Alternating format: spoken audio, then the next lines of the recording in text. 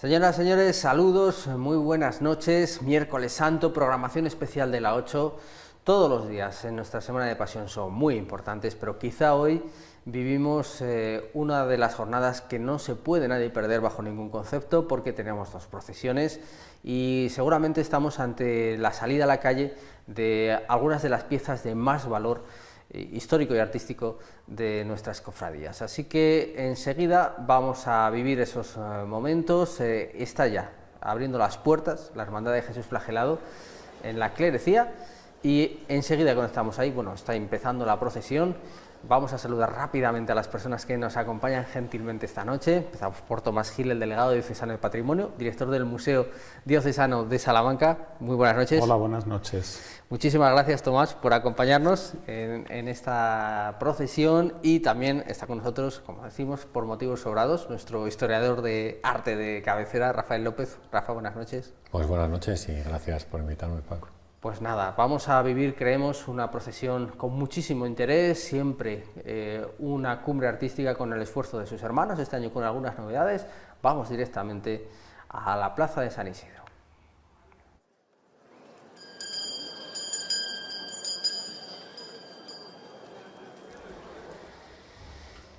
Llamada al silencio de la Hermandad de Jesús Flagelado, que empieza a teñir de luto y eminencia el centro de Salamanca. Un recorrido el que vamos a ver en esta primera parte, muy similar al que disfrutábamos anoche, al que nos conmovía y conmocionaba anoche con la Hermandad Universitaria, exceptuando, claro, la parada en el patio de escuelas, aunque sí vamos a disfrutar, sí vamos a ver, sí vamos a poder contemplar la escena de nuestro Padre Jesús Flagelado pasando por delante de la fachada de la universidad. Es el año, se viene subrayando, del 75 aniversario de esta hermandad, que nació precisamente para mantener en la Semana Santa a nuestro Padre Jesús Flagelado, una pieza que se había incorporado previamente, formando parte, en este caso, de una de las procesiones de la Veracruz en el año 1913. Bueno, cuestiones históricas que irán apareciendo a lo largo de los próximos minutos, pero Tomás, un primer apunte sobre el privilegio, podríamos decir, de tener en Salamanca una obra, una imagen sagrada como es Jesús Flagelado.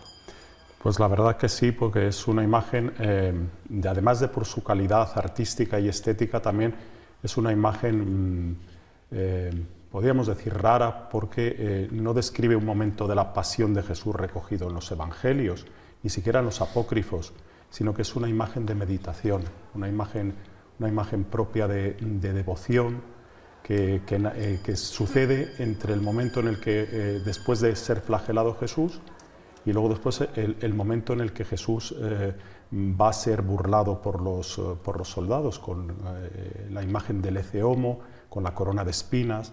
Entonces es una imagen muy sugerente y que hay que entenderla dentro del contexto del lugar donde fue concebido, que fue la sacristía de la clerecía, de la Iglesia del Espíritu Santo, de los jesuitas, ese encargo.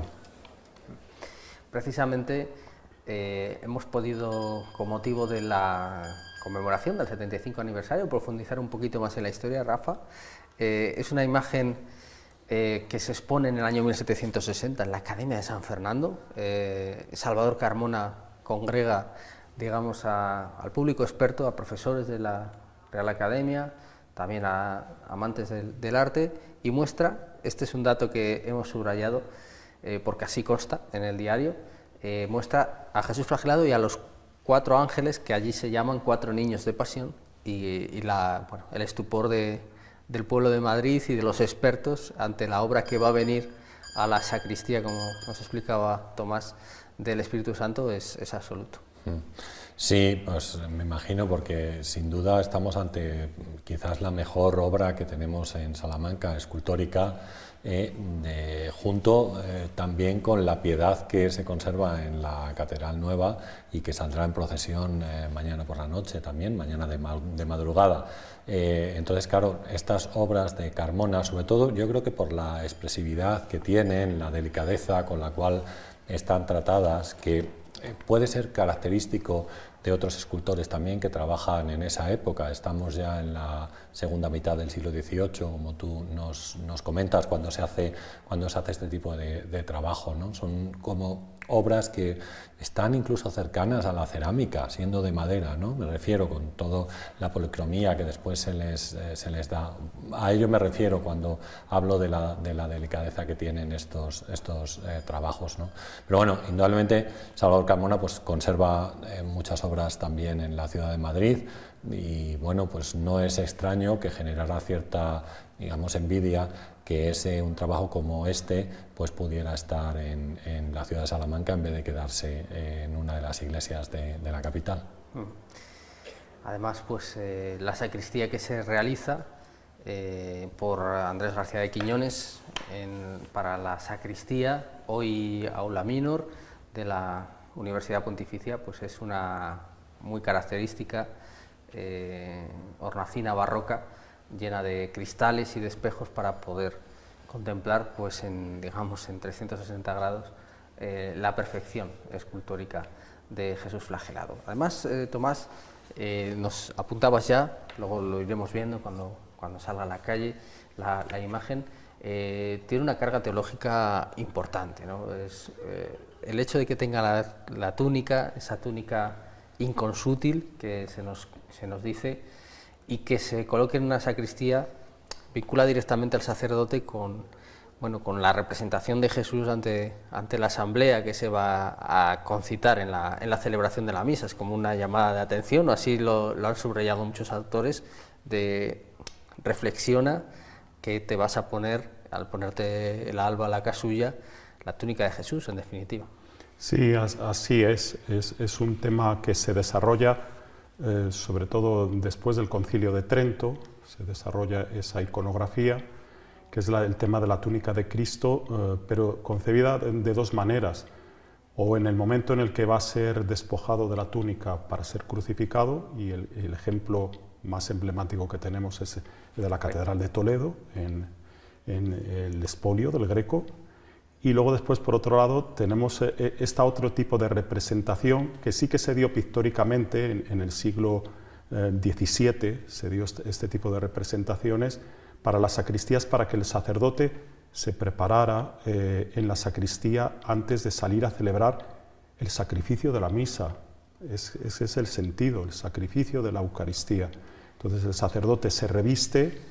En concreto, Cristo recogiendo las vestiduras nos desvela al sacerdote que, como el Cristo, imitando a Cristo, se va a poner las vestiduras para realizar el sacrificio, la actualización del sacrificio de Cristo, que es lo que defiende el Concilio de Trento y lo que la Iglesia vive, que es la actualización de ese sacrificio. Y luego después el sacerdote sale para celebrar ese sacrificio de Cristo, y Cristo también se pone la túnica, Cristo se la pone porque lo que quiere es avanzar hacia el sacrificio de la cruz, es decir, es una iniciativa de él, es decir, el seguir en el camino de la pasión, quiere entregar la vida, y esa vida donde se hace presente y donde se actualiza es en la celebración de la Eucaristía. Por eso el sacerdote se va preparando.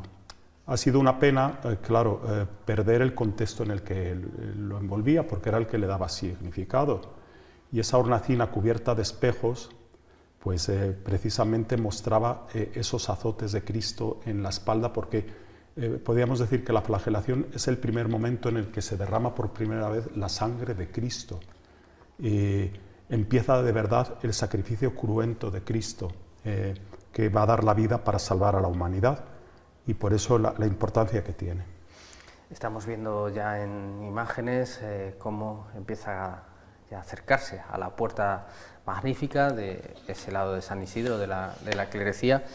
Si hablamos de hábito y hablamos de túnica, en lo que se ultiman los preparativos para el inicio de la procesión, hay que recordar que, pues como comentábamos, la primera inclusión de este Cristo es dentro de una sección de la Veracruz, en ese momento con hábito morado, sobre el que va una cruz en blanco y ceñido con un cíngulo amarillo. Después, cuando lo que hoy estamos recordando y conmemorando, en el año 48 se pone en marcha la propia hermandad, se irá cambiando poco a poco ese hábito hasta que pues en el año 1959 se acuerda ya unificar todos los hábitos con ese característico color eminencia, que hoy es una de las peculiaridades de esta hermandad en el conjunto de la Semana Santa salmantina.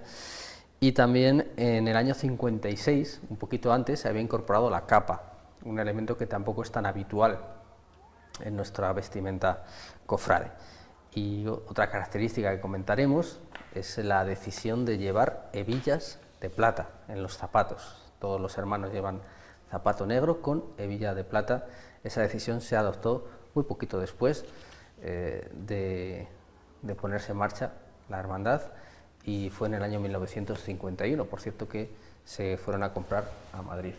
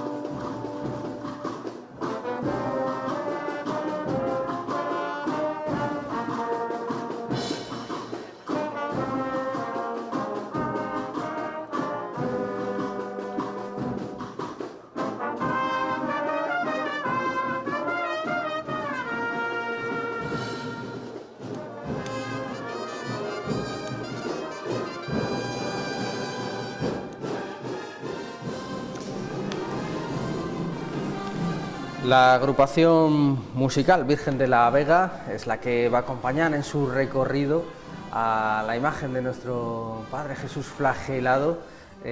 Una de las curiosidades que nos deja la Semana Santa de Salamanca, doble dirección, doble responsabilidad, la del hermano mayor José Canal, del flagelado, también responsable de la banda que lo acompaña. Bueno, y una manera esta marcha, siempre tan característica en el inicio de la andadura, de entender también pues, las muchas sensibilidades, algo que venimos comentando continuamente, que caben en la Semana Santa de Salamanca. Estamos ante una imagen barroca y por lo tanto, bueno, pues hay una sonoridad que a lo mejor no es exclusivamente tan sobria y tan, bueno, pues, tan monocorde como requieren quizá otras imágenes, sino que aquí se opta pues, por otras maneras de difundir esta fe.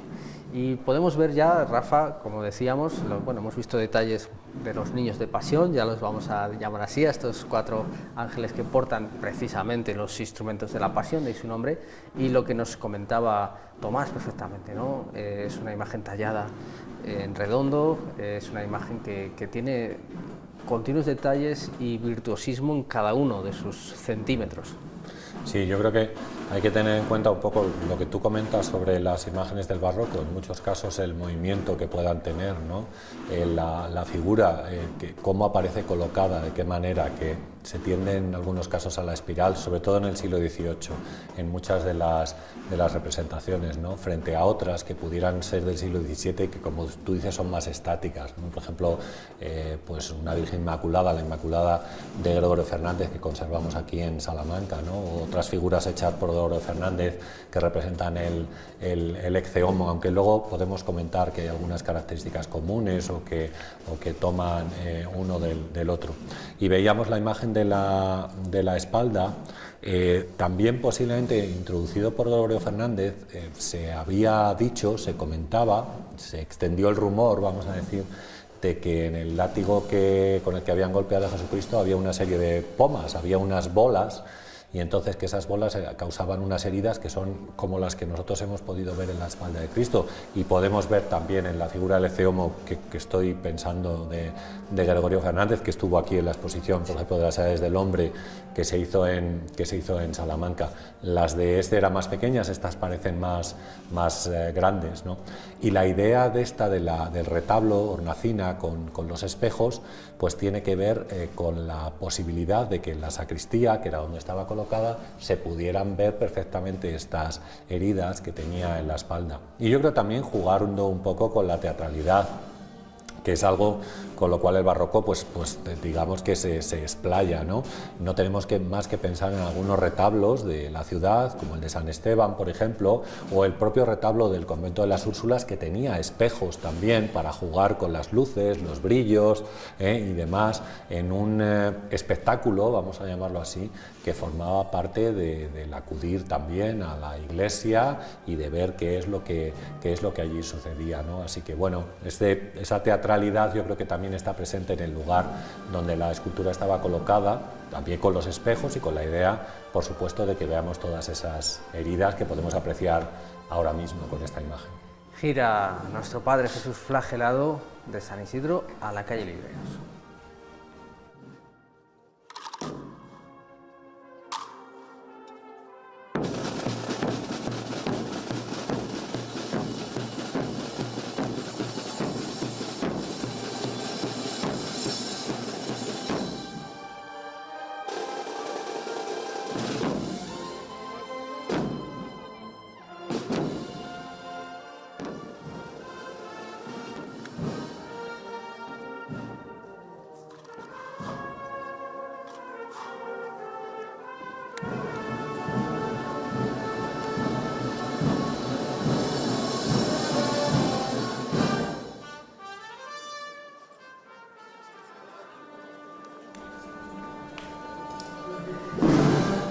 Es un momento de estreno también el que vamos a apreciar. Ahí ven detrás de esa imagen de la cruz 2 hachones que van a suponer un recuerdo especial para el libro de difuntos, con el que esta hermandad procesiona, ese libro de difuntos que este año estrena ese motivo.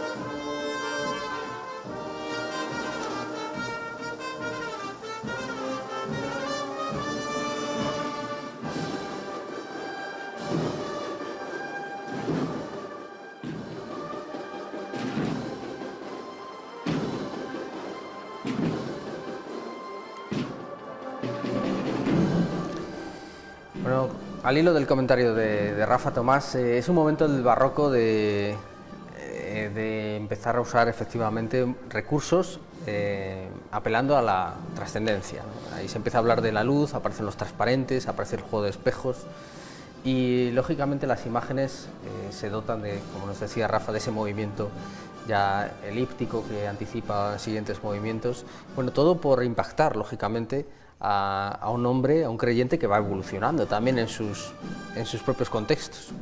Sí, es mostrar el misterio de Dios, el misterio de Cristo desde una teatralidad. En el barroco lo que se busca es ese efecto teatral que comunique, que conecte con la gente. Los espejos por detrás, en el mundo del barroco, el espejo, además del efecto estético que produce, también tiene un sentido de pasar a la otra dimensión, de profundizar, de contemplar qué significan esos azotes de Cristo. No es solamente para verlos por verlos, porque no se pueden ver dentro de la hornacina, sino contemplar cómo cada uno de los azotes que tiene en la espalda Cristo pues ha sido para salvarte a ti, para que tú tengas compasión de Él y te mueva eso a la conversión. Entonces, la idea del reflejo es la idea de pasar a la otra realidad, porque es un poquitín también lo que se pretende con ese reflejo que se produce en la espalda de Cristo. Y luego, a mí me gusta mucho de este Cristo esa fuerza, ese dinamismo, que sobre todo es en el brazo derecho. El brazo derecho tiene una potencia tremenda, es decir, de ahí que parezca que está desplegando un capote, pero lo que está haciendo es coger la túnica de una pieza. Cristo la está cogiendo esa túnica que es una túnica del sacerdote. Según el Evangelio de Juan, la túnica que no tiene costuras, la túnica de una pieza, era la que se ponía el sumo sacerdote para oficiar en el templo de Jerusalén. Entonces se recoge esa idea de que Cristo es sacerdote, pero además de sacerdote, como dice la carta a los hebreos, es la imagen de un Cristo que también es víctima y se ofrece también a la vez. Cristo es sacerdote, víctima y altar, como dice la carta a los hebreos. Entonces es una manera de relacionar esos tres temas en la imagen de Cristo. Y ese brazo tan poderoso que tiene es la imagen de ese brazo extendido de Jesús, que en toda la tradición bíblica es la imagen de ese Dios salvador que extiende su brazo para salvar a su pueblo, y en este caso Cristo extiende ese brazo para salvar a toda la humanidad, para continuar la pasión, para entregar la vida en la cruz. Ha dicho Tomás aludido a una metáfora que está también muy enclavada en el imaginario del cofrade salmantino, ese Cristo torero. Un soneto de un sacerdote precisamente inauguraba esa tradición. Incluso podríamos pensar que se recoge también en Tu manto de oración, que tiene muchas evocaciones, como escuchábamos en esa marcha. Hay que agradecer a la figura de un obispo de Salamanca, Valdés, que aceptara la petición de que saliera esta imagen en procesión, como decíamos, en el año 1913, en principio bajo privilegio exclusivo de la Veracruz, como casi todas las procesiones en aquel entonces, y curiosamente pues ha ido pasando por varios días.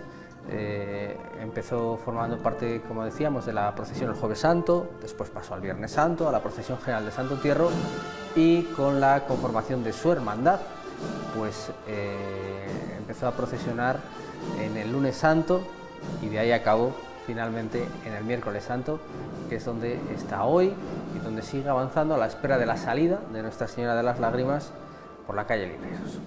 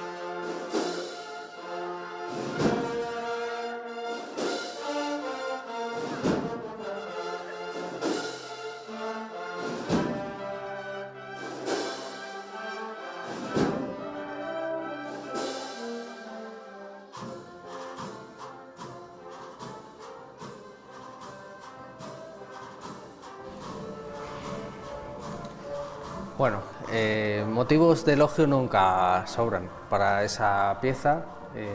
Curiosamente, en un momento de cierto litigio entre si la columna era una columna o era una media columna, Salvador Carmona optó por la media columna porque le beneficiaba, como decimos, a esa elipsis, ¿no?, de movimiento en el cuerpo. Hubiera sido más complicado conseguir ese enorme giro con una columna de mayor altura. Sabes que hasta el siglo XVI, en la mayoría de representaciones, sobre todo en pintura principalmente, también se puede ver, en escultura por supuesto, pues lo mismo, existía el rumor de que Jesucristo había estado atado a una columna alta, y así se le representa, incluso con las manos elevadas, preparado para recibir los azotes. Pero a partir del siglo XVII, en el barroco, con esos cambios, yo creo también, cambios de mentalidad, pues se piensa que había estado atado a una columna baja, que también se adapta perfectamente, porque decimos que al estar atado a una columna baja requiere una inclinación del cuerpo que juega más con la curva, que yo creo que es uno de los elementos propios del barroco, ¿no? O sea que sí, desde el siglo XVII observamos en algunos casos a Jesucristo atado a una columna baja. Es muy curioso porque me gustaría comentar también acerca de la iconografía, ¿no? O sea, la iconografía que como nos ha dicho Tomás, esto no está en el Evangelio, no aparece narrado en el Evangelio, pero bueno, sí sabemos que, por supuesto, hay un momento en el que pasa de los azotes al momento del lecceomo, al momento de la presentación delante de Pilatos o bien ante el pueblo de Jerusalén, y recoge su ropa, ¿no? Entonces, bueno, ya la comentamos de Nuestra Señora de las Lágrimas, si quieres o si va a salir, lo comento después, sí, luego lo hacemos. Vale. Porque sale a la calle ya esta imagen de José Miguel Sánchez Peña y volvemos a tener una saeta.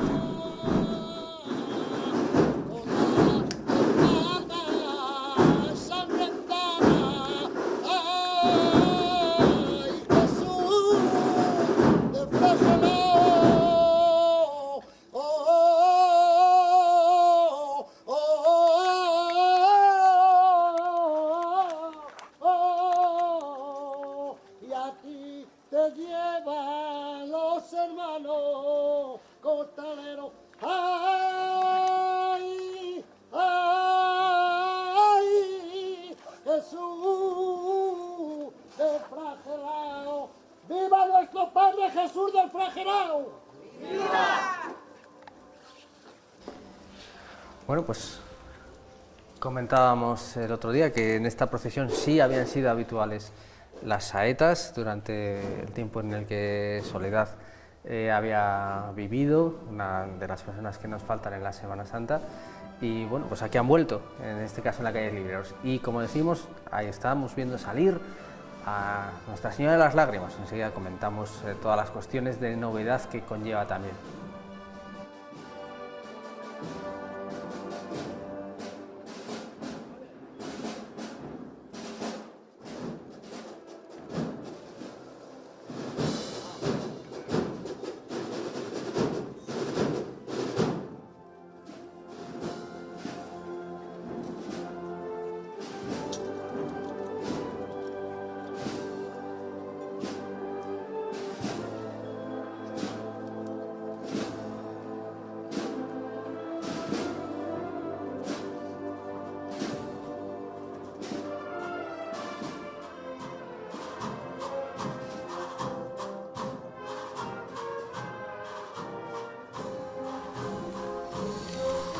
Pues ya caminan en paralelo la madre y el hijo. Un pequeño apunte que nos trasladaba esta tarde Roberto, vestidor de la imagen de Nuestra Señora de las Lágrimas. Este año estrena toca plateada.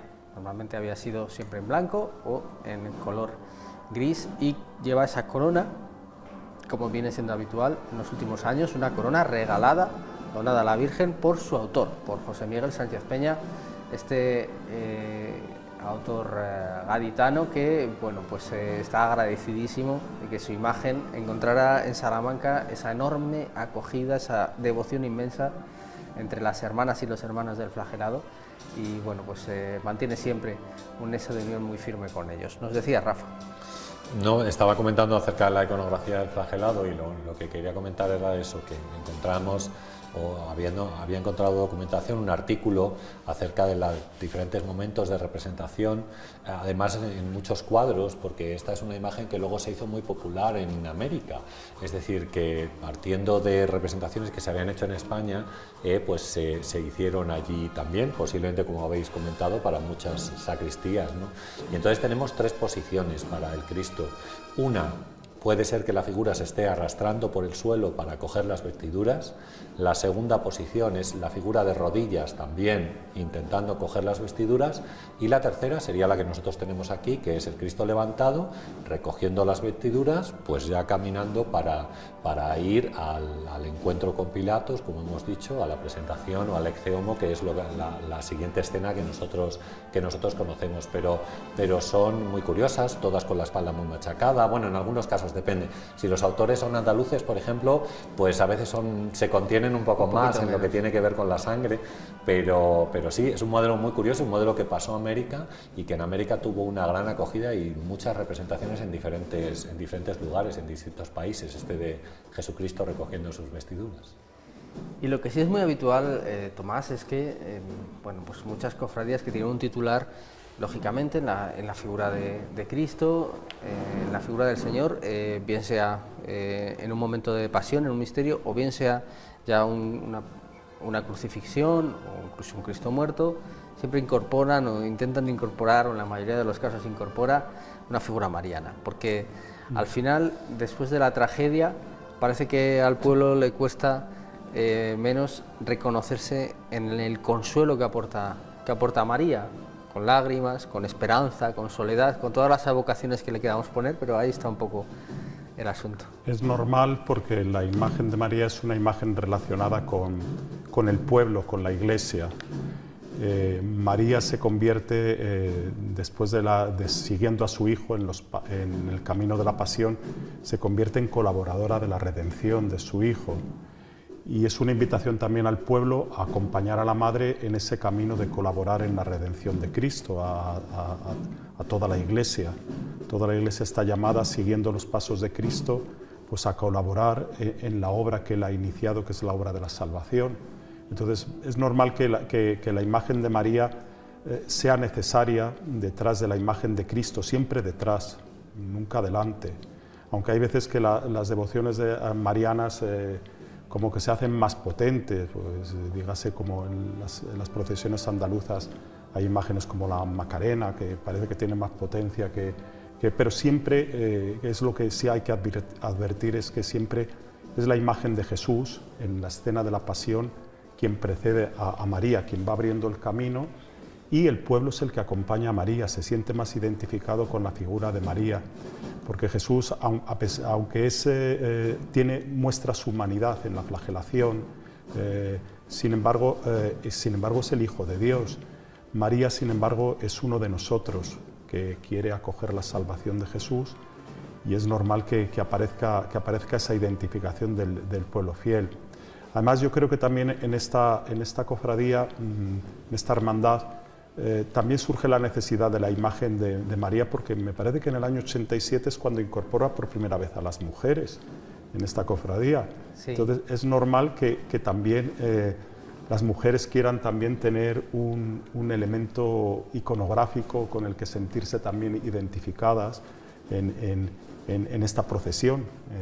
Así que es normal, todo eso es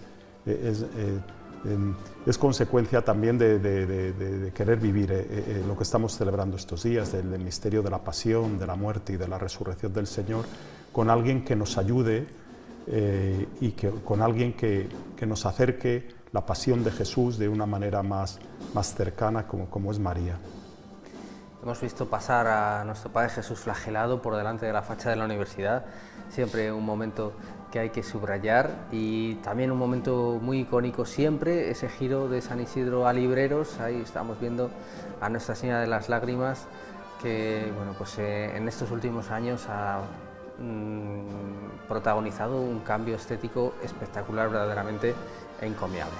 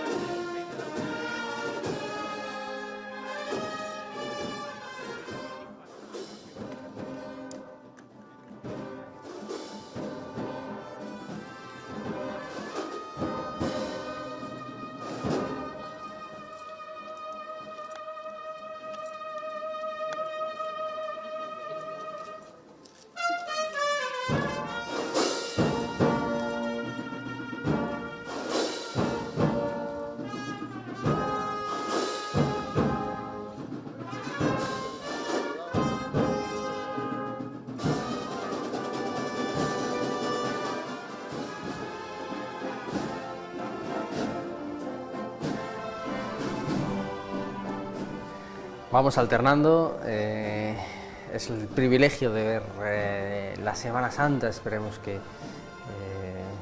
así lo perciban, el esfuerzo de la 8 en la calle que permite pues ver a la vez estas escenas únicas de María de las Lágrimas, la madre que va detrás del Hijo Jesús flagelado, que va a entrar además efectivamente, lo estamos viendo, en un tramo en el que se apagan las luces. Es una de las circunstancias que ha ido incorporando también la Semana Santa de Salamanca. Y bueno, es un poco repetir lo mismo, Tomás, estamos hablando siempre de esa apelación a algo distinto, bien sea porque donde hay luz deja de haberla o porque donde hay luz de repente la hay. Sí, bueno, yo creo que también esos momentos de oscuridad, donde se contempla el paso en la penumbra, también invita al recogimiento. Me parece que tiene también un efecto estético donde se contempla la imagen y donde se contempla a Jesús y a María, se les contempla en ese, como hemos hablado antes, en ese efecto teatral, ¿no? que ayuda a la gente también a adentrar lo que está viendo, a que no quedarse solamente en el aspecto exterior de la imagen, sino hacer la imagen suya, adentrándola dentro de él, es decir, haciéndola suya y participando de ese momento de la pasión de Cristo, como es el del flagelado, el momento en el que Cristo decide seguir con la pasión adelante, porque se podía haber rendido en ese momento tan duro y tan cruel de la flagelación, poder contemplar que Cristo tiene una fuerza que es la fuerza del amor, el que le lleva a ponerse otra vez de pie para seguir por el camino de la pasión. Vamos a escuchar ese giro hacia Calderón desde Libreros de Nuestro Padre Jesús flagelado a los sones de la agrupación Virgen de la Vega.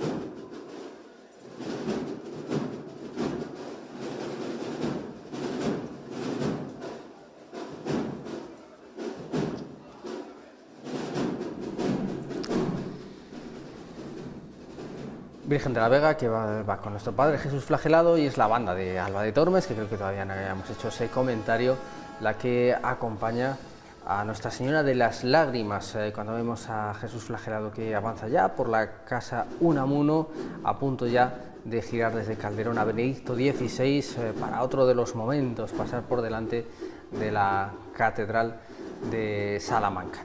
Escenas, Rafa, que nos conmueven, que nos llevan a sentir la apelación directa del autor, ¿no? Cuando estas imágenes tienen un destinatario claro, como decimos, que en este caso nos lo ha explicado perfectamente Tomás, en las sacristías, pero que, claro, cuando de repente se incorporan, aunque sea de manera pues circunstancial o accidental, como queramos decirlo, a la Semana Santa, se ve desde ese primer año, desde 1913, que el resultado es inmenso. Tanto es así que no se duda, aunque la Veracruz tiene una escena, decimos, parecida, que serían los azotes, no pasa nada, se duplica, por así decirlo, para poder contar con el privilegio de esta imagen, aunque sean los azotes una muy buena obra también.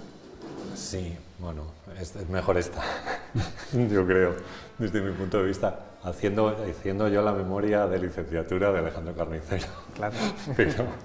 Pero bueno, no, esta es mucho mejor. Pero sí, claro, yo creo que en los momentos además es distinto, porque es una sucesión del otro, ¿no?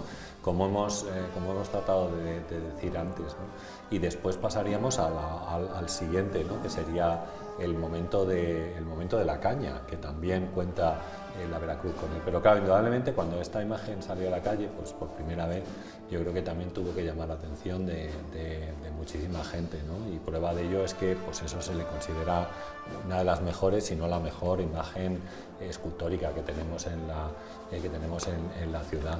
Porque yo creo, como tú dices, ¿no? Es una imagen que al final, y muchas de las pretensiones que tienen estas imágenes es apelar al sentimiento, ¿no?, de las personas que lo están observando y entrar en comunión con ellas, ¿no?, cuando las observas, cuando ves en este caso el sufrimiento que han tenido.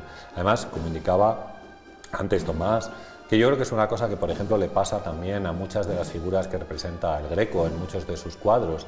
Son figuras que parece, voy a decirlo sin ánimo ninguno de ofensa, que aceptan su destino. Es decir, que Jesucristo es consciente de lo que viene, ¿no?, de qué es lo que hay por delante, qué es lo que le espera ahora mismo después, ¿no?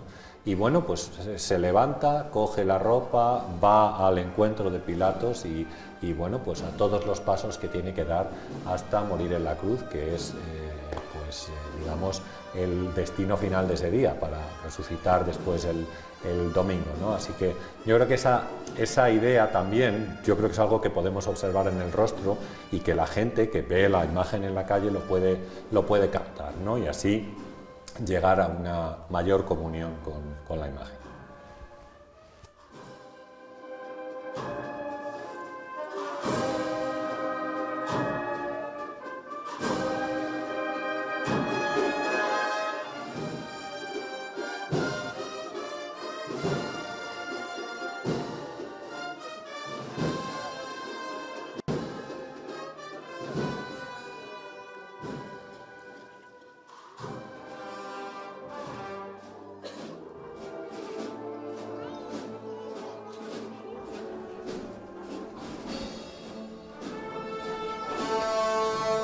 Nuestra Señora de las Lágrimas, que sus primeros años procesionó con una corona de aro y que posteriormente ha cambiado, como decíamos, a raíz del regalo, de la donación, mejor dicho, del imaginero que nos contaba cuando tuvimos ocasión de hablar con él, José Miguel Sánchez Peña, que la vio en una tienda de cofrades de Sevilla.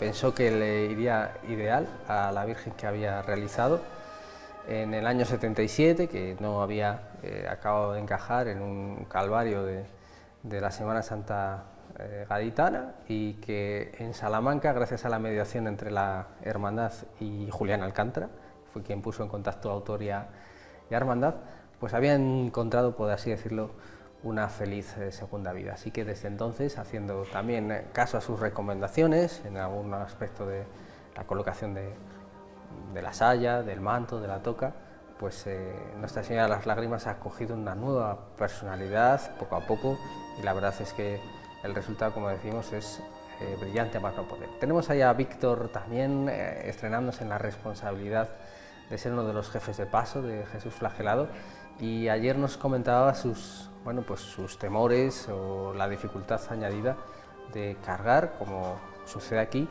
con el capirote puesto y dirigir el paso, igualmente en giros como el de Libreros a Benedicto XVI.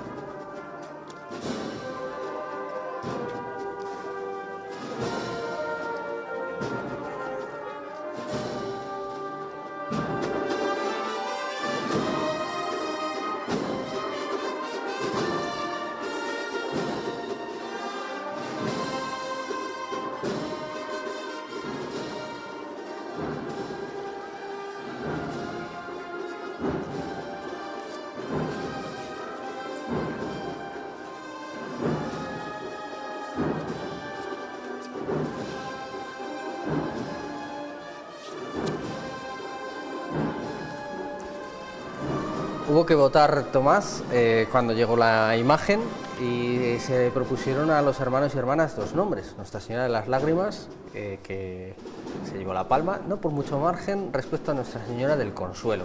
Bueno, dos advocaciones que entroncan perfectamente con la explicación de esa intensa presencia mariana en la Semana Santa que nos dabas.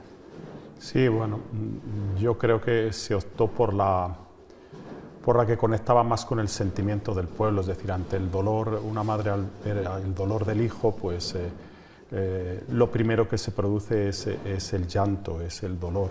Es decir, yo creo que expresa muchísimo mejor el tema de las lágrimas expresa mucho más el sentimiento del pueblo ante el sufrimiento que simplemente el tema del consuelo. Es decir,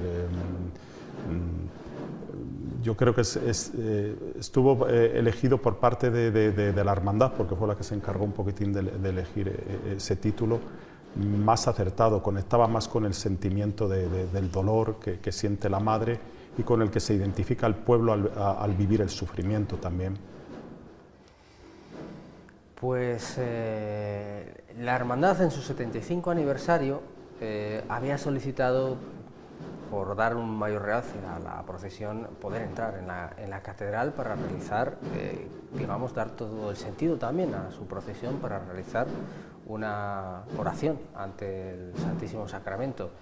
No ha podido ser, ha sido un cambio que no ha podido encajarse en el discurrir habitual de la Semana Santa Salmantina, este miércoles santo, pero la hermandad ha querido simbólicamente, pues ahí lo leían perfectamente, ofrenda al Santísimo Sacramento en la puerta de la catedral, por la que quizá hubiera podido entrar. Esto es importante, Tomás, porque estamos hablando de procesiones que son, siempre lo decimos, una protestación pública de fe, y por lo tanto que giren, como está pasando en Salamanca de manera especial en los últimos años, en torno al templo madre de la diócesis, la catedral, y que se dé todo el protagonismo no solo a su imagen titular, sino al sagrado sacramento, es fundamental.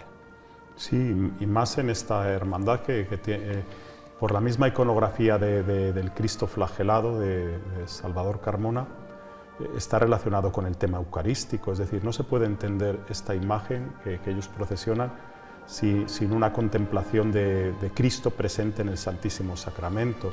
El gesto es bien bonito, de dejar esas flores ahí en la puerta, como un gesto de ofrenda, como un gesto de reconocimiento. Bueno, pues es un gesto, a mí me parece sencillo, y bueno, pues es un gesto que ahí queda, y bueno, que el Señor está ahí, está en el sagrario y está en el cuerpo, en el pan consagrado, que es el cuerpo de Cristo. A mí ahora me gustaría, en este momento me parece precioso esa conjunción de las imágenes que hay, el Calvario que hay arriba, que es el derramamiento de la sangre de Cristo de la Catedral Nueva, y la sangre de Cristo que se empieza a derramar con el flagelado. Es decir, ahí está el inicio y está la consumación del sacrificio de Cristo, que derrama hasta la última gota de su sangre. Los ángeles están recogiendo arriba, en el crucificado, están recogiendo la sangre de Cristo como algo muy valioso que solamente se puede recibir cuando se participa de la Eucaristía. Entonces a mí me parece que esa conjunción de imágenes es magnífica, es decir, porque recoge muy bien iconográficamente lo que pretende hacer Cristo con su entrega, levantándose de la flagelación y continuando hacia la cruz. Comentábamos también, Rafa lo hacía el sábado de Pasión, precisamente, pues esa misma circunstancia, Jesús, nuestro Padre Jesús de la Redención, que llevaba en la mano un cáliz, bueno, pues instituyendo la Santa Eucaristía, y ese cáliz que portaban los ángeles, que recogía la sangre que caía de la crucifixión.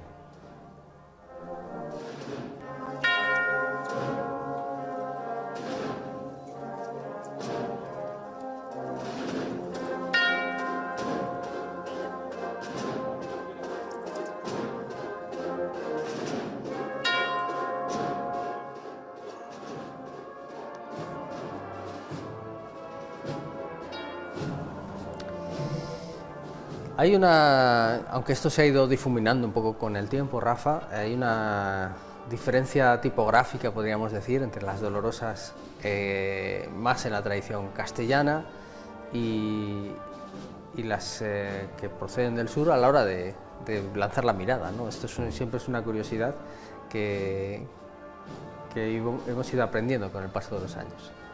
Sí, fíjate que antes hablábamos de la piedad que se conserva en la catedral, y los colores simplemente ya nos indican cuál es el tipo o cuáles son los colores habituales para escenas de dolor que se usaba en la zona castellana, vamos a decir, ¿no? Que era el traje rojo y el manto azul.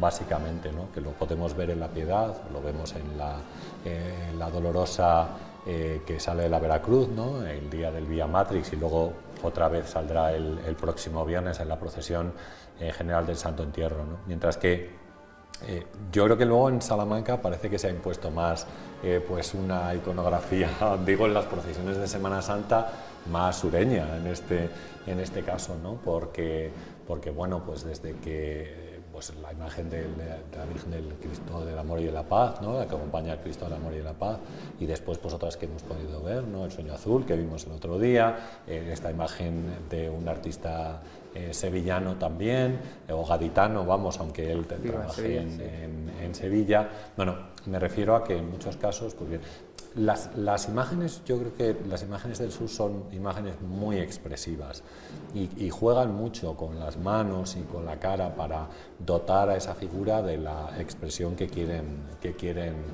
lograr, ¿no? En algunos casos teníamos escultores, sobre todo en época barroca, que jugaban con las cejas, porque era posible hacer una pequeña ondulación en las cejas para que de esta manera la figura pues tuviera esta delicadeza de la cual estamos hablando. Por ejemplo, en Salamanca tenemos ejemplos de Pedro de Mena, que hacía esta ondulación de cejas, un escultor del siglo XVII, creo que es del XVII, Pedro de Mena, no me equivoco.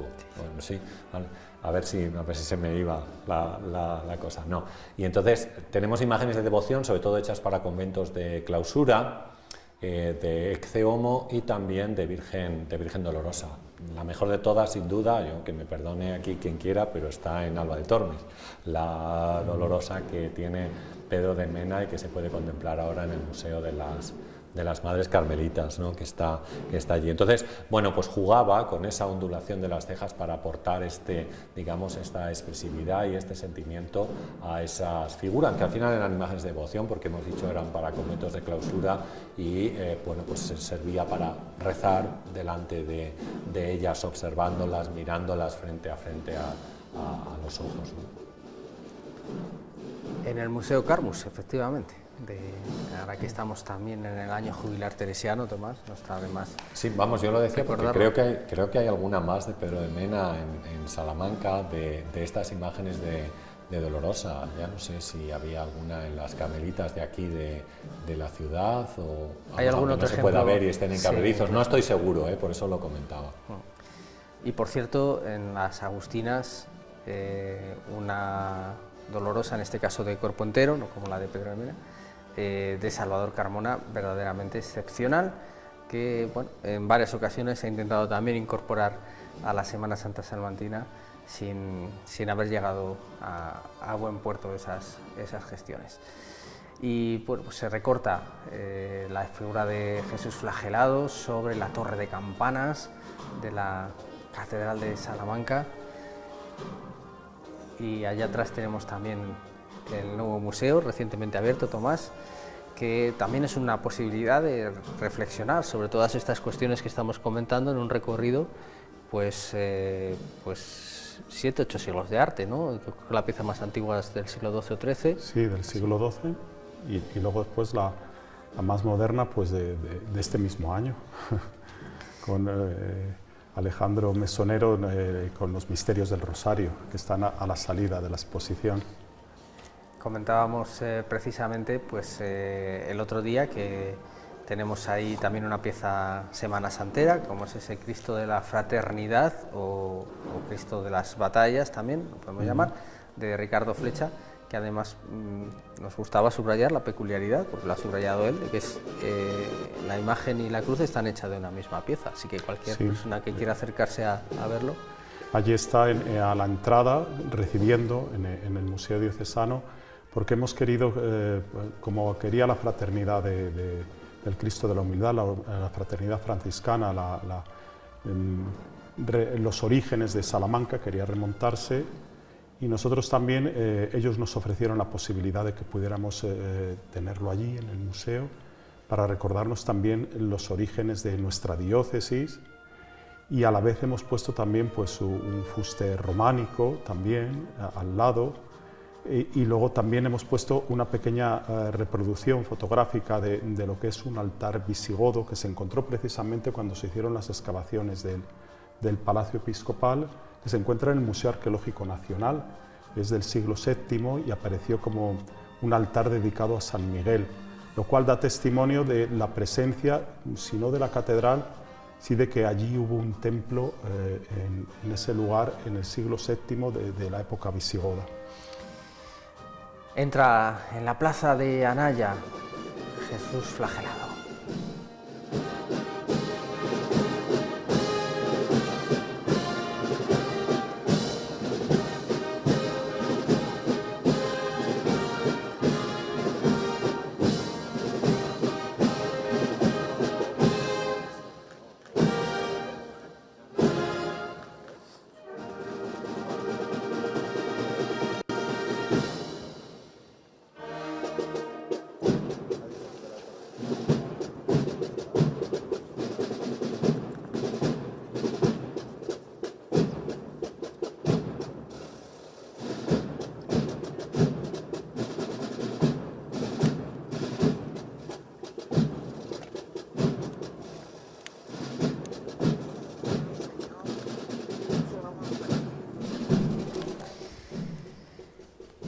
Pocos escenarios podremos tener mejores para una celebración en la calle de la fe como esta catedral imponente y sobre ella Jesús flagelado, obra de Salvador Carmona que no nos cansamos de ponderar. Hace una parada, eso sí, vamos a ver porque esto cambia un poco con los años y con los turnos de carga. Hemos visto recientemente en algún momento parar también a Jesús flagelado, aunque una tradición bueno, pues no histórica, pero sí más o menos asentada era que Jesús flagelado nunca pusiera los pies en el suelo desde que salía de la clerecía. Estamos hablando de, bueno, es una procesión que llega a la Plaza Mayor, que tiene un recorrido bastante apreciable en el conjunto de la Semana Santa salmantina, y bueno, es un esfuerzo importante, lo que decíamos, Rafa, pues ese peso, el paso de los hermanos, el capirote para los que van fuera en los banzos exteriores, en fin, hay mucho sentimiento aquí en esta procesión. Sí, pues sin duda, y no parar, que pues es yo creo que un esfuerzo muy grande, tremendo, como decimos, porque el recorrido al final, sobre todo, se hace largo, quiero decir, la vuelta quizás desde, o entrando ya en la Plaza Mayor, pues los hombros tienen que estar muy cansados, ¿no? Muy cansados.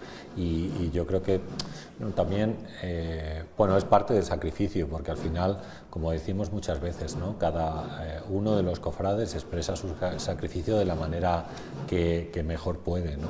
Pero no pensemos solo que ellos hacen más que otros, porque, por ejemplo, ir de hermano de fila es una cosa tremenda. También, quiero decir, vas muy despacio, no tienes un ritmo fijo, a veces tienes tú que parar, con lo cual la espalda sufre muchísimo. En este caso, pues hablamos de los hombros, ¿no? Pero sí, es un esfuerzo grande, pero es parte del sacrificio, y cada persona en su comunicación o en su hablar con Dios sabe por qué lo está haciendo, y bueno, pues yo creo que eso también pues forma parte del sentimiento de cada uno. Ya que esta Semana Santa, desgraciadamente, estábamos hablando mucho de los peligros de la luz natural, de la cera, con alguna sucesión, creemos, sin precedentes de accidentes, o quizá porque ha habido más atención mediática sobre ello, hemos tenido más noticias. Sí quería preguntarte, Tomás, sobre eso que has subrayado en muchas ocasiones, lo hemos leído por escrito en distintos medios, bueno, pues la importancia de las personas que sí parece que va a parar Jesús flagelado. La importancia de las personas que efectivamente que van alumbrando, que muchas ocasiones son, no sé si es una palabra un poco fuerte quizá, pero menospreciadas, su importancia en la procesión. Es como, bueno, sí, un capirote, otro capirote, pero ¿cuándo viene la imagen? Bueno, pues es que me acuerdo siempre en estos momentos de Fructuoso Mangas, el añoradísimo amigo de esta casa, párroco histórico de la Purísima, que decía, pues llegado el caso, sin imágenes podría haber procesión, pero sin congregantes, sin nazarenos, sin personas alumbrando con su fe, nunca podría haber una procesión. Sí, porque no se nos tiene que olvidar que, aunque las imágenes son representación de lo que son, de María, de Cristo, la imagen de verdad que hace presente a Cristo y a María son los fieles, es decir, y los que están cubiertos de una manera anónima, que no se les puede reconocer, y que lo están haciendo, como decía muy bien Rafa, de una manera, cada uno también sabrá la profundidad o cómo lo quiere hacer, de qué manera. Sin embargo, nos tiene que recordar que tiene que tener su respeto también, porque en ellos también está la imagen del Cristo, es decir, sobre todo en ellos está la imagen del Cristo, en cada persona está la imagen de Cristo. Eso no se nos tiene que olvidar, así que sin las personas no puede haber procesión, sin Cristo no puede haber procesión, porque es el que abre el camino, y sin las personas que son reflejo de su imagen tampoco puede haber procesión, sin su iglesia no puede haber tampoco procesión, no puede haber ese camino, que es lo que representa en el fondo una procesión. Va a continuar su camino, ha sido una parada verdaderamente mínima, la de Jesús flagelado, y como vemos una extensión, a veces por la tele la verdad es muy difícil hacer este tipo de estimaciones y de cálculos, aunque vamos viendo, sí podemos tomar puntos de referencia. Estamos viendo a Nuestra Señora de las Lágrimas a punto de girar de Calderón a Benedicto XVI, y prácticamente a la altura de Francisco de Vitoria ya, pasada, Jesús flagelado, ya avanzando por la Rúa. Pues es una procesión importante la que ha sacado a la calle un año más la Hermandad de Jesús flagelado, y aquí vemos, acompañadas por la banda de Alba de Tormes, a las hermanas llevando a Nuestra Señora de las Lágrimas por la noche salmantina.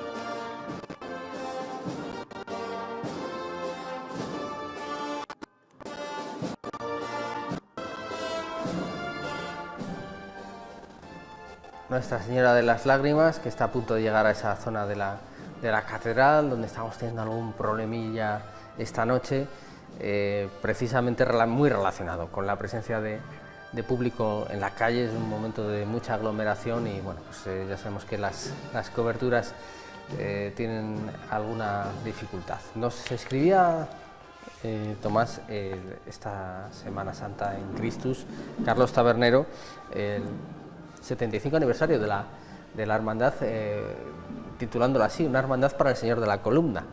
Es curioso las apreciaciones, bueno, porque así se refiere, parece ser, en el privilegio que otorga el obispo, como decíamos, para que pudiera salir en procesión con la Veracruz, y da su consentimiento para que el Señor de la Columna de la clerecía pueda formar parte de la Semana Santa.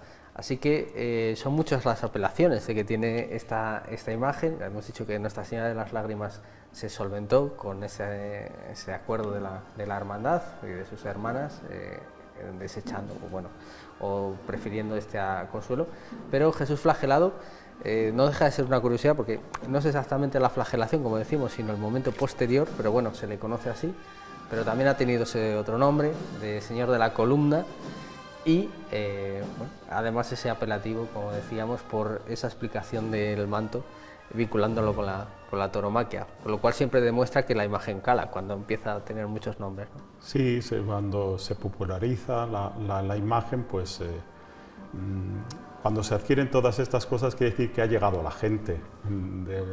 De la otra manera, es decir, si se queda simplemente, porque es verdad, como decía Rafa, es una de las mejores imágenes de una gran calidad estética, artística, cultural, pero a veces a lo mejor puede ocurrir que no tenga conexión con la gente, y sin embargo esta sí que ha tenido conexión con la gente, ha sabido, la gran belleza que tiene, ha sabido conectar con la gente y lo ha hecho suyo, y igual que otras imágenes de la Semana Santa de Salamanca han adquirido apelativos populares, pues este también. Es decir, eso quiere decir que ha conectado, pero claro, a mí me gustaría que conectara no solamente con lo estético. Con lo estético, sí, claro. o con un apelativo popular que se le dé, sino Perdón, con el sentido. Ahí tenemos el libro de difuntos, en este primer plano al que hacía yo alusión al comienzo de la procesión. No sé si lo llegamos a apreciar en aquella ocasión, pero ahí, como vemos, va flanqueado por dos hachones que saca la hermandad por primera vez a la calle en este 75 aniversario, y ese libro, pues que también es una muy bonita tradición, el libro de difuntos, que bueno, pues mantiene de alguna manera presentes en la procesión del miércoles a las personas que han formado parte, que seguro que han dejado esfuerzo, que han dejado salud, que han dejado compromisos y horas de trabajo para que hoy estemos viviendo nosotros esto. Como en otras ocasiones, pues se recuerda a las personas que han llevado la cruz, lo veremos luego, en la procesión de la Real Cofradía Penitencial, o las que han llevado el paso de Jesús Nazareno, en otra tradición no muy antigua, pero sí muy bien implantada en la congregación de Jesús Nazareno.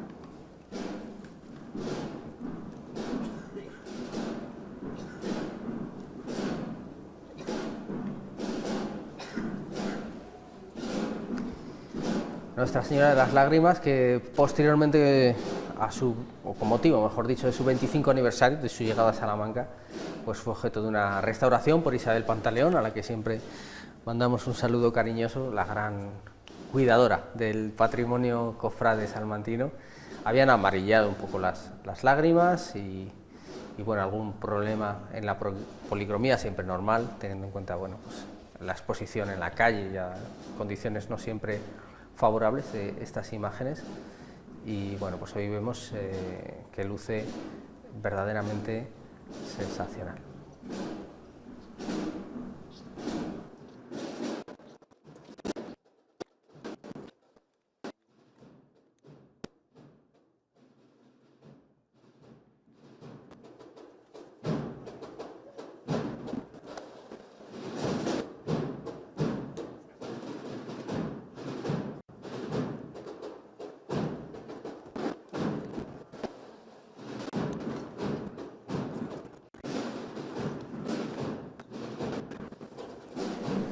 Nos recuerda el anagrama de la Hermandad de Jesús Flagelado, el que vimos ayer, en la Hermandad Universitaria, y no en vano, ambas surgen en un momento de expansión de la Semana Santa Salmantina, y ambas en el seno de las congregaciones marianas que en aquel momento, en los años 40, pues estaban radicadas en la clerecía, en el antiguo colegio de la Compañía de Jesús. La verdad es que, Rafa, la imagen así vista efectivamente ofrece una gran armonía entre los 4 niños de pasión, como hemos venido subrayando esta noche, y Jesús Flagelado. Es verdad que esa documentación está ahí, existe pues desde el fallecimiento de Salvador Carmona, no me quiero equivocar, cito de memoria, me parece que son 1785, si me equivoco en la fecha pido disculpas sinceras, pero estaba ahí, pero se ha dudado mucho de la autoría de Carmona, quizá ensombrecidos por la magnificencia de Jesús Flagelado. Incluso se llegó a pensar que podría tratarse de una obra de la Roldana, se decía, ¿no? Porque quizá por esa delicadeza, por ese tamaño un poquito en el que ella, aparte de otras obras muchas, pero bueno, en las que ella se manejó también, podía ser de alguna manera, sin gran explicación, pues que podría ser de su mano, pero bueno, nos inclinamos a pensar que lo que se pone en el testamento de Carmona es la realidad. Sí, finalmente pues eso, apareció esa documentación que sirve para pues bueno, aclarar un poco de quién eran los ángeles, que es verdad, se atribuyeron a la Roldana durante un tiempo. Los dos además coinciden porque tanto Salvador Carmona como la Roldana tienen una imagen de San Miguel impresionante. O sea, bueno, la de la Roldana es brutal, pero la que hace Salvador Carmona pues también es una de las más conocidas que hay en Madrid, así que claro, no sería extraño. También tenemos que pensar que no digo que es fácil confundirse, pero a veces la policromía que usaban uno y otro en las diferentes figuras, pues en algunos casos es similar o parecida, con lo cual pues puede llevar a alguna confusión o a confusión, ¿no? Pero bueno, como tú dices, pues esto quedó claro, las figuras también son de Carmona y ya está. Bueno, pues en la calle Libreros hemos visto a Jesús flagelado en Calderón, en Benedicto XVI, y ahora empieza a caminar por la Rúa, como decimos, al encuentro de la Plaza Mayor, y en este punto vamos a dejar a la Hermandad en su 75 aniversario con un elogio encomiable a su esfuerzo y a la dignidad con la que hoy ha salido a la calle un año más.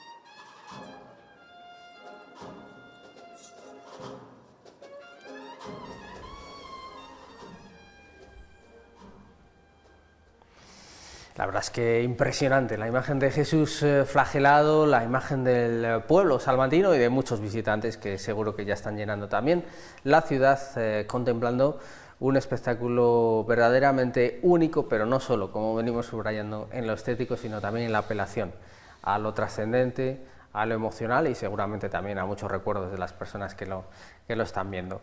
Bueno, pues decíamos que el Miércoles Santo es uno de los días más subrayadamente artísticos de Salamanca y lo hemos entendido, hemos visto pues una imagen de María dignísima, con toda la dignidad del mundo, con cada vez un mayor cuidado estético que no desentona y es muy difícil detrás de Jesús flagelado, y bueno, pues una obra de Salvador Carmona llena de matices teológicos, sacerdotales, y que además pues es una realización perfecta en la que late cada vena, cada tendón, un momento siempre que merece la pena.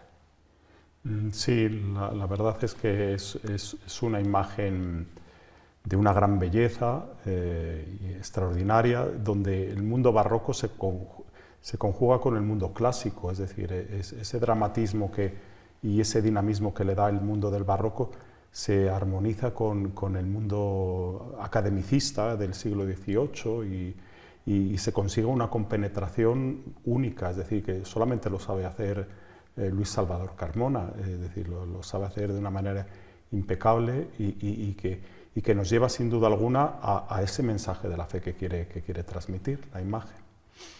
Pues Rafa, decimos que si alguien busca motivos para acercarse a la Semana Santa un Miércoles Santo, los tiene muy claros, sin que se agüice, como decimos, que cada imagen sagrada, cada imagen de devoción, aunque no tenga gran valor artístico, si a uno le mueve, pues bien está. Pero claro, si encima todos los mensajes se refuerzan con una excelsitud como la que hemos visto, pues mejor.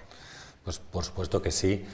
Hablamos de que esta imagen pues es una de las mejores, si no es la mejor, pero en sí toda la procesión, y lo hemos comentado antes, pues ha ganado muchísimo. Yo creo que esa incorporación de la Virgen y esos adornos que se le han ido haciendo, pues hace que el acompañamiento que lleva la figura de Jesús flagelado, pues sea, la verdad es que algo maravilloso. Yo debo decir que me ha encantado cómo pues las hermanas llevaban a la Virgen, con qué dignidad, con qué premura, con qué, bueno, no gracia, sino pues recogimiento delicadeza, y sacrificio, sí, y delicadeza. Y entonces, pues yo creo que también complementa muy bien pues esta maravillosa procesión que nos abre a un, pues digamos a la parte más festiva de esta Semana Santa, sin hacer de menos pues a otras figuras. Esta misma noche tenemos al Cristo de la Agonía de Redentora, que también es una de las figuras excepcionales que hay en nuestra Semana Santa. Bueno, pues muchísimas gracias. Ha sido un privilegio contar con vosotros en esta noche. Verdaderamente nos ha permitido entender mucho mejor, seguro, lo que estaba pasando. Tomás, muchísimas gracias. Nada, muchas gracias a vosotros. Aquí tienes tu casa, ya lo sabes. Gracias. Y Rafa, ¿qué te voy a decir? Muchísimas gracias, un año más siempre por las clases que no nos cobras y que nos permiten aprender muchísimo. Bueno, yo estoy encantado de venir, lo sabes perfectamente, disfruto, creo que sirve también para aportar a mi ciudad y con eso me siento satisfecho y os doy las gracias a vosotros por seguirme invitando, la verdad. Bueno, pues muchísimas gracias de todo corazón y nosotros vamos a despedir por un espacio un poquito menos de una hora, vamos a volver, hacemos una pausa, pero enseguida, ya decimos a eso de las 11, de las 12 menos cuarto, volvemos a conectar con el centro de Salamanca, con la zona de la catedral donde empezará, está previsto a esa hora, la promesa del silencio de la Real Cofradía Penitencial del Cristo de la Agonía Redentora y Yacente de la Misericordia.